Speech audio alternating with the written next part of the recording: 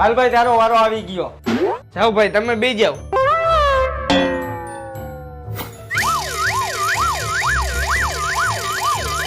હાલો ભાઈ થઈ ગયું તમારું. હાલો ભાઈ હવે તમે આવતા રહ્યો. તમારે ભાઈ શું કરાવવાનું? દાઢી કરવાની ભાઈ. હા તો બે જાઓ જાઓ.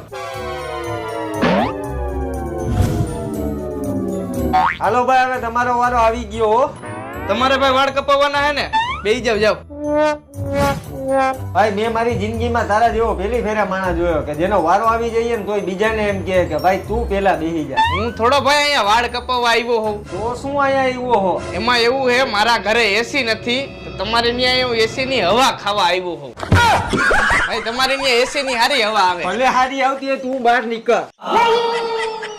ત્યાંથી આવી જઈ આની જેવા હવા ખાવા હતું. લાવ એસી જ બંધ કરી દો.